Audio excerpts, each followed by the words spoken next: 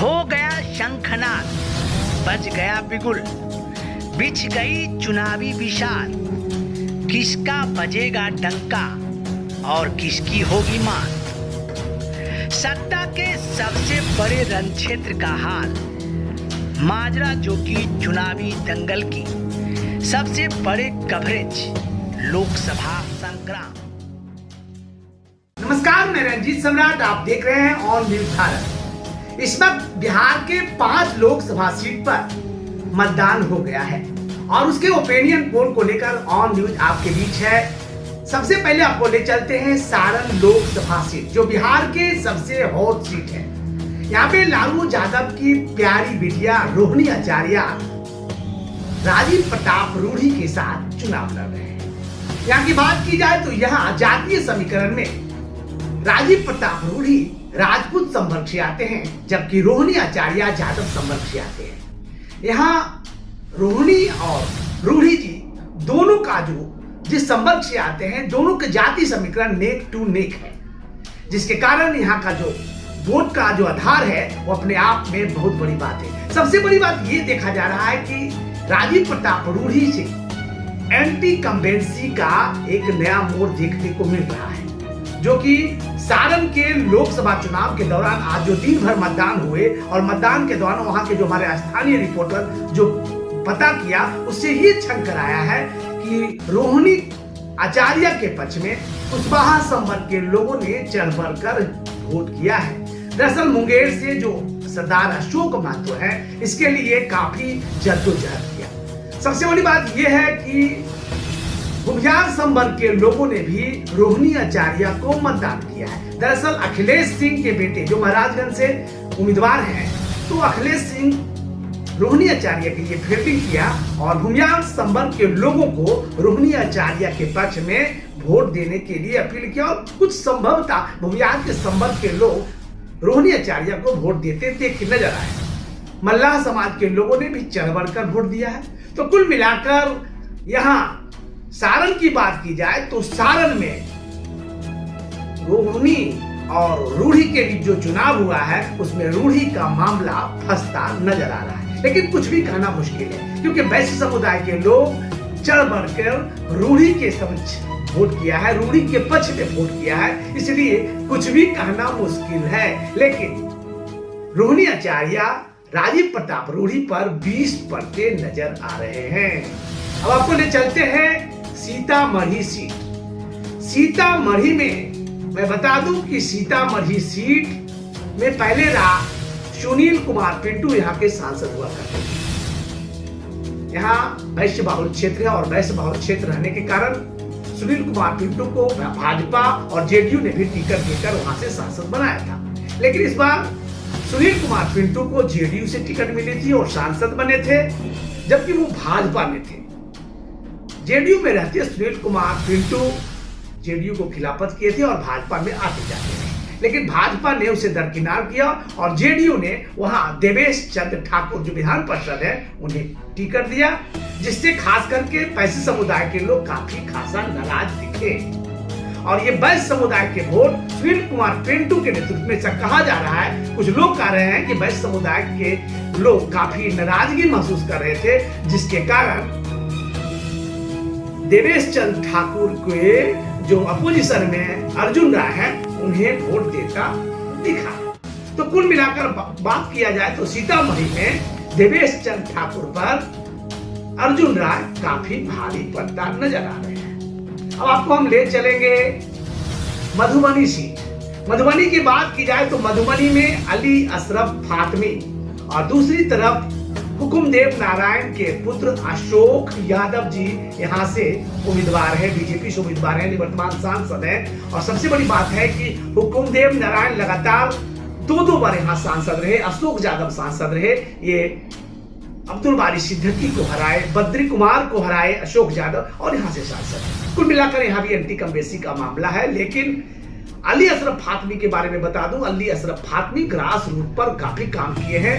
जिस तरह से मल्लिकार्जुन खड़गे ने जो ग्राउंड रिपोर्ट बनाया था, प्रत्येक घर में जाकर एक पर्चा बांटा गया था और बांटने के दरमियान कहा गया था कि आपके लिए ये काम करेंगे, ये काम करेंगे। जमीन से जुड़े तमाम कार्यों को उन्होंने डोर टू जाकर ये किया। सबसे बड़ी बात है, यादव संवर्ग के वोट जो अशोक यादव के पिछले चुनाव में मिला था, इस बार लोगों ने तेजस्वी पर अपना विश्वास जताया और महंगाई, रोजगार, बेरोजगारी, सिंचाई, कमाई, तमाम मुद्दे को यहाँ प्रमुखता से देखा गया। हालांकि अली अशरफ फातमी को हराने के लिए एआईएम के उम्मीदवार को भी खड़ा किया गया, लेकिन ऐसा कोई प्रभाव नहीं देखा। कुल मिलाकर यहाँ अली अशरफ फातमी अशोक यादव पर भारी पड़ता नजर आ रहे हैं, लेकिन कुछ भी कहा नहीं जा सकता क्योंकि अशोक यादव यहाँ के सांसद हैं, उनके पिता भी सांसद रहे हैं, बहुत काम भी किए हैं और हिंदू मुस्लिम का जो फैक्टर था यहाँ नहीं चला है। कुल मिलाकर यहाँ अशोक यादव का जो है मामला फंसता नजर आ रहा है।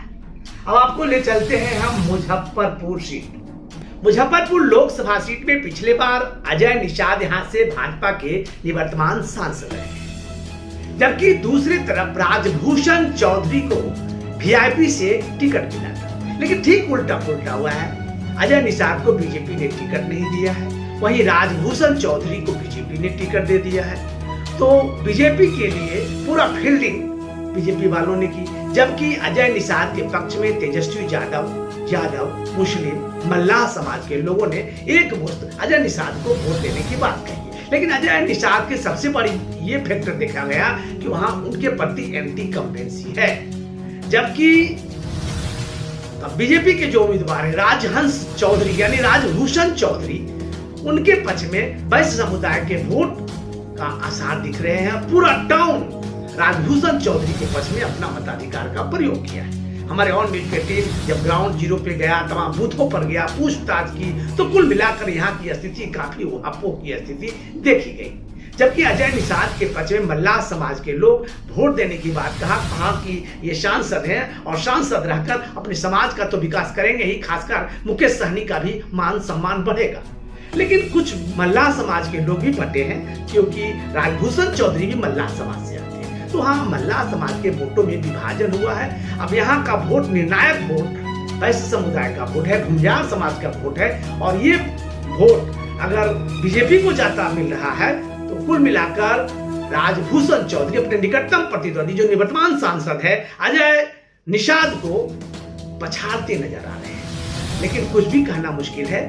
हमारे ग्राउंड जीरो पे जो हमारे रिपोर्टर वहां कवरेज कर रहे थे, ये कह रहे थे कि अजय निषाद अपने निकटतम प्रतिद्वंदी राजभूषण चौधरी पर 20 पर रहे हैं। अब देखना यह है कि 4 जून को जब मतगणना होगी तो कौन कितना पानी में होगा, ये तो समय बताएगा। लेकिन ग्राउंड जीरो पर स्थिति यह है कि अजय निषाद अपने निकटतम प्रतिद्वंदी बीजेपी के राजभूषण चौधरी पर बढ़त दिखाई देते पड़ रहे हैं।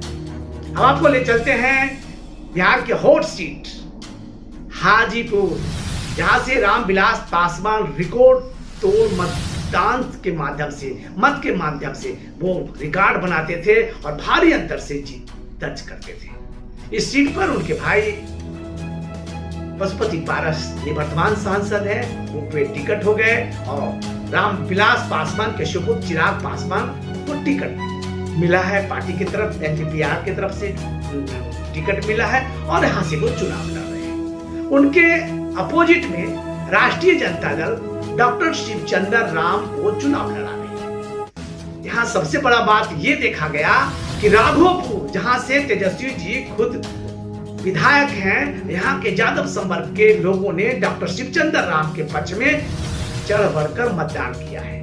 दूसरा बार लालगंज से विधायक मुन्ना शुक्ला है जो आरजेडी से वैशाली के उम्मीदवार हैं, तो लालगंज के भूमियार संवर्ग के लोगों ने भी डॉक्टर शिवचंद्र राम को मतदान किया है। और सबसे बड़ी फैक्टर है मुंगेर के अशोक महतो, जो उनकी धर्मपत्नी कुमारी अनीता मुंगेर लोकसभा से चुनाव लड़ रही थी आरजेडी प्रत्याशी के रूप में। उनके तमाम सेना हाजीपुर में दिन रात मेहनत किया और डॉक्टर शिवचंद्र राम के पक्ष में मत विभाजन कर कोयरी कुर्मी धानुक संवर्ग के बहुत बड़ा मत को डॉक्टर शिवचंद्र राम के पक्ष में लाने का जुगाड़ लगाए। तो कुल मिलाकर बात की जाए तो चिराग पासवान भी फंसते नजर आ रहे हैं। हालांकि चिराग पासवान नहीं कहा जा सकता है कि बहुत अधिक वोटों के अंतर से जीत जाएंगे। स्थिति बहुत कांटे की टक्कर है। हाजीपुर में कांटे की टक्कर है, कुछ भी कहना मुश्किल है। लेकिन ग्राउंड जीरो पे हमारे जो रिपोर्टर हैं, जब तमाम लोगों से पूछताछ की तो कुल मिलाकर बहुत कम वोटों के अंदर से मिला जुलाकर चिराग पासवान जीत सकते हैं। लेकिन भारी अंतर जो होता है, भारी मात्रा में जो रामविलास जी रिकॉर्ड बनाए थे, वो रिकॉर्ड नहीं टूटने वाला है। तो कुल मिलाकर 5 लोकसभा के बारे में मैं बात कर रहा था। सबसे पहले मैंने सारण के बारे में बोला। सारण में राजीव प्रताप रूढ़ी अपने निकटतम प्रतिद्वंदी रोहिणी आचार्य को साथ चुनाव लड़ रहे हैं, लेकिन रोहिणी आचार्य उनको मात देते नजर आएंगे।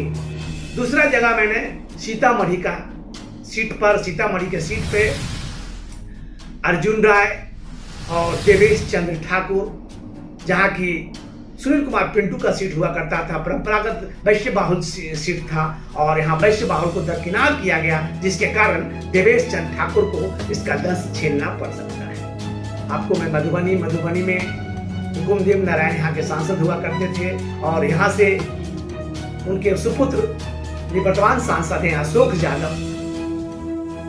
यादव, और उनके ठीक सामने मधुबनी से ठीक सामने अली अशरफ फातमी, जो कि मुस्लिम संवर्ग में काफी पकड़ वाले और कद्दावर नेता कहे जाते हैं। इनका जमीनी स्तर काफी मजबूत है। हालांकि एआईएम के लोगों ने वहां खड़ा करके उन्हें हराने का प्रयास किया, लेकिन यहाँ अशोक यादव का पेच फंसता नजर आ रहा है। मधुबनी में मैं आपको अभी मुजफ्फरपुर की बात कर रहा था। मुजफ्फरपुर में भी वही स्थिति है। मुजफ्फरपुर में अजय निषाद के प्रति एंटी कंपेंसी है, जबकि अब मैं फिर अंत में चिराग जी के हाजीपुर में चिराग की स्थिति काफी उहापोह की स्थिति बनी है। जो भारी अंतर से जीत वाला स्थिति था वो नहीं रहेगा। बहुत कम वोटों के अंदर से जीत और हार हो सकती है। चलते हैं अब अंदर की रिपोर्ट। बिहार में 5वें चरण में धीमी वोटिंग की रफ्तार ने सरकार की नींद उड़ा दी है। चुनाव के दौरान मतदाताओं के मूड को समझना आसान नहीं होता है, क्योंकि इसमें कई फैक्टर काम करते हैं। लेकिन कम वोटिंग प्रतिशत आमतौर पर सत्ता पक्ष के विरुद्ध देखा जाता है। पिछले 12 में से 5 चुनावों में मतदान प्रतिशत में काफी गिरावट देखने को मिले हैं। जब जब मतदान प्रतिशत में कमी आई है, तब तब सरकार बदल गई है। कम वोटिंग प्रतिशत को लेकर राजनीतिक पार्टियां अलग अलग आकलन भी करने लगे हैं। भाजपा कह रही है कि कम वोटिंग प्रतिशत के बावजूद उनको लाभ होने जा रहा है। वहीं विपक्षी दल कम वोटिंग प्रतिशत को अपने पक्ष में मान रहे हैं। कम वोटिंग प्रतिशत आखिर किसको दे रहा है चोट, ये तो 5वें फेज में ही पता चल सकेगा। कहां कितनी वोटिंग हो रहा है, चलिए आपको बताते हैं इस वोटिंग के माध्यम से कहां क्या स्थिति है, और जानते हैं स्थानीय मतदाता नेता से पूछने के बाद क्या निष्कर्ष निकलता है, ये आपको सुस्पष्ट पता चल जाएंगे। कुल मिलाकर 5वें चरण में 5 लोकसभा सीट में काफी उहापोह की स्थिति बनी रही। कहीं बारिश के कारण मतदान प्रतिशत कम हुआ, तो कहीं मतदाता अपने घर से ही नहीं निकले, और जो मतदाता निकले वो लाइन पर लगे रहे और धीमी गति से मतदान हुआ। वहीं मधुबनी में पूर्व उद्योग मंत्री शमीर महासेठ अपने परिवार के साथ वोटिंग स्थल पर जाके मतदान किया। छपरा में छिटपुट घटनाओं के साथ मतदान शांतिपूर्ण तरीके से संपन्न हो गए, और कुल मिलाकर स्थिति ये है। चलिए सुनते हैं नेताओं से। गुम्मस में लोग परेशान हो जाते, ये बात को कम से कम इलेक्शन में मैंने लोगों को बात पहले रखा गया था, लेकिन 4 बार में नहीं किया गया। 5वें बार में क्यों किया गया, ये मुझे समझ में नहीं आया। हम समझते हैं इस सब चीज़ को ध्यान में पहले ही रखना चाहिए, अवेयरनेस पहले जगाना चाहिए। बीएलए का बहुत ज़्यादा कमी रहा, हर एक जगह बीएलए कहीं ना कहीं जो गए हैं पर्ची नहीं दे पाए हैं। दूसरा, ये कंप्लेन लगातार आ रहा है कि कुछ मतदान कर्मी जो भी हैं ईवीएम मशीन के पास जाके खड़े हो जाते हैं। मुझे समझ में नहीं आ रहा है किस तरह का डायरेक्शन हुआ। हमने अभी डीएम साहब को, रिटर्निंग अफसर को बताया है कि ये कंप्लेन है, इसको नोट करें, और 5 बूथ का हमने उनको बताया कि आप जा करके देखें जो स्थिति है, लोग जाएंगे, लेकिन जिस ढंग से एडमिनिस्ट्रेशन का चल रहा है महाराजगंज, जहाँ जहाँ 2-4 जगह पुलिस का फोर्स जाके किसी को अरेस्टिंग करने का सोच रहा है, तो ये सब लगता है कि कोई भी अगर कंप्लेन हुआ है भारतीय जनता पार्टी के द्वारा बनिया समाज पर, ये बहुत गलत बात है। हर एक लोग वैश्य समाज बहुत ज़्यादा पुलिस प्रशासन से डर जाते हैं और डरने के कारण हमने कहा है कि डरो मत, आगे बढ़ो और वोट जो है प्रतिशत निश्चित तौर पे बढ़ाने का काम करो। अगर तुमको अपेक्षा है कि जो थे अगर गलत थे तो आप नोटा का प्रयोग करें। हम समझते हैं कि मेरे कहने पे लगातार पूरे बिहार में इस लोकसभा क्षेत्र में सबसे ज़्यादा नोटा का प्रयोग होगा। जिनको अपेक्षा है, जिनको वोट दें, हम नहीं कह सकते हैं, लेकिन नोटा का मतलब है कि कहीं ना कहीं जो हमारा कैंडिडेट है हम उससे सेटिस्फाइड हैं या अपने स्टेट के प्रगति से। बार बार हम कहते हैं मधुबनी की तरक्की होगी तभी बिहार की तरक्की होगी, और बिहार की तरक्की होगी तभी माने पूरे देश की तरक्की होगी। हम उसी बेस के आधार पर हम कहते हैं कि मैक्सिमम मतदान करें, और जो लोग मतदान नहीं करना चाहते उनको ज़रूर हम लोग कहेंगे कि जाइए। अगर आपको अच्छे कैंडिडेट नहीं है या जो भी आपको प्रॉब्लम है, इसका हम लोग बाद समीक्षा करेंगे कि नोटा सबसे ज़्यादा मधुबनी लोकसभा क्षेत्र में क्यों दिया।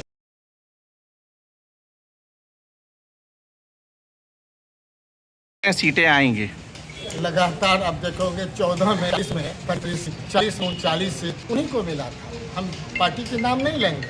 और जब हम कहते हैं कि 40 सीट बिहार देता है और गुजरात केवल 26 सीट देता है, तो गुजरात आगे बढ़ रहा है, अब बिहार नीचे क्यों जा रहा है? इसलिए अस्थायी समाधान कुछ न कुछ सोचना चाहिए और विशेष राज्य का दर्जा देना चाहिए। और जिस विभाग के हम मंत्री रहे, हम 17 साल बनाम 17 महीना का हमने रिपोर्ट कार्ड पेश किया है कि कैसे रिपोर्ट और कैसे डेवलप किया गुजरात ने, उससे ज़्यादा हम कैसे डेवलप कर सकते हैं बिहार। यहाँ एक एक व्यक्ति जो बिहारी है सबसे ज़्यादा बुद्धिमान है, सबसे ज़्यादा मेहनती है। यहाँ से गुजरात जाता है तो गुजरात बना देता है, बंगाल जाता है तो बंगाल बना देता है, पंजाब जाता है तो पंजाब बना देता है। लेकिन ये स्टेट को माना जाता है कि माने जो नहीं कहते अनस्किल और स्किल में जो डिफरेंस है, हम उसको इतना कम पैसा दें और बिहारियों को बाहर ले जाके काम करावें। अगर बिहार ही डेवलप हो जाएगा इंफ्रास्ट्रक्चर से, सच्चे उद्योग में, अब बिना उद्योग का डेवलप नहीं होगा, प्लान नहीं होगा। कोरोना काल आपने देखा होगा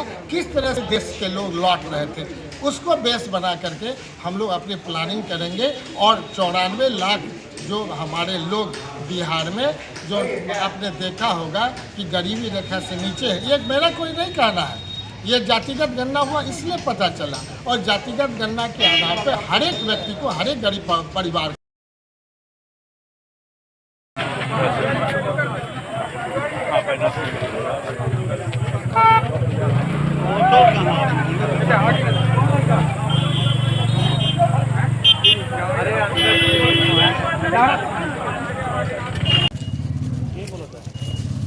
एक तो आप लोग बिना पूछे वीडियो फोटो बनाने लग जाते हैं। पूछने का किसी को तरीका ही नहीं है।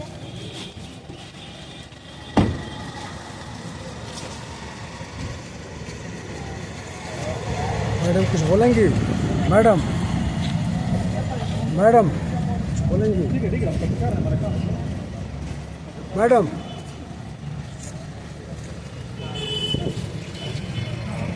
जी, यहाँ टेलपा के पास बूथ नंबर 118-19 जहाँ कोई घटना नहीं हुई है, बूथ पूरी तरह सेफ है। यहाँ से ईवीएम हमारी प्रस्थान भी कर चुकी है।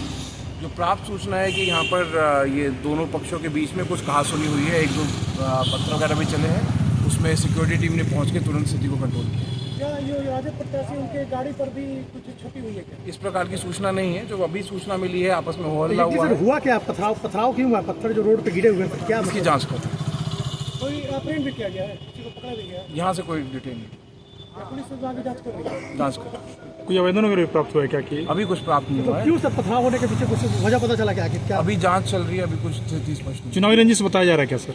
हो सकता है, पुलिस सभी बिंदु की जांच करेगी। बूथ पर कोई घटना नहीं हुई? बूथ पे कुछ घटना। क्या प्रत्याशी आई थी क्या राजद प्रत्याशी यहाँ पे? प्राप्त सूचना अनुसार बाकी सभी भाजपा के लोग बिंदु बोल रहे हैं कि राजद की प्रत्याशी आई थी, उसके बाद जो है यहाँ सुनने में यही आया है। अभी जस्ट घटना हुई है, हम लोग पहुंचे हैं, देखा है सब कुछ नॉर्मल है, बाकी हम लोग जांच करें। ठीक है।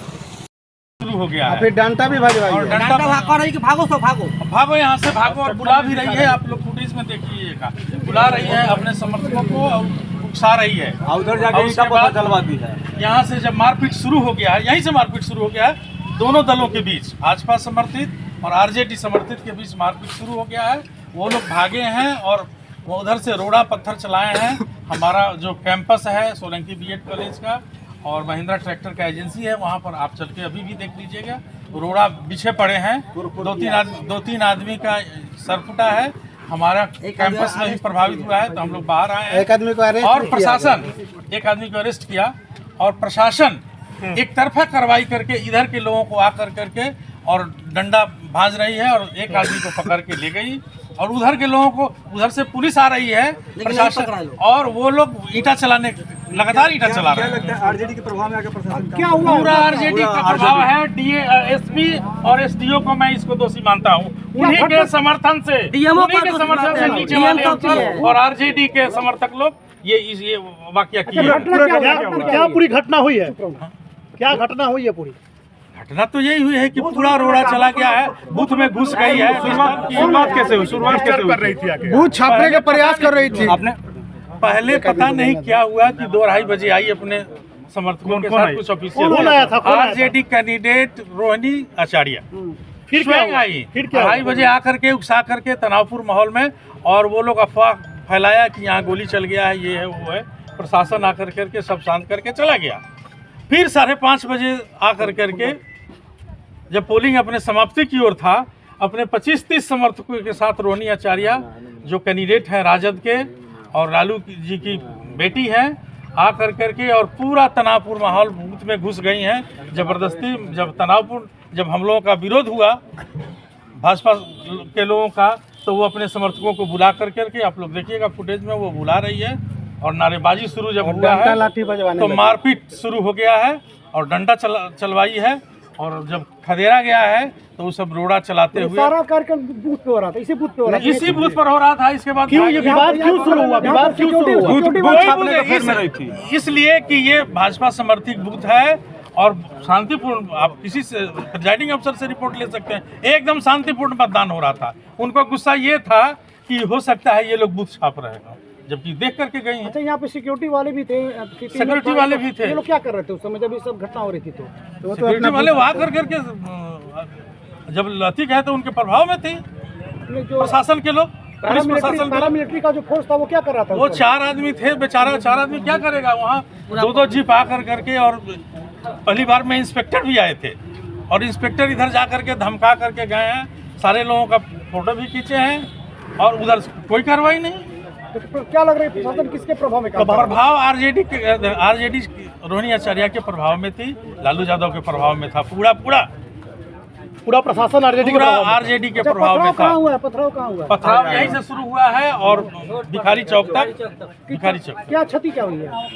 क्षति माथा 2 लड़कों का फटा है और एक आदमी प्रशासन और एक आदमी को प्रशासन पकड़ के ले गया। एक तरफा भारत से जुड़ी हर खबरों को देखने के लिए ऑन न्यूज भारत के पेज को करें like, share and subscribe. onNewsBharat.com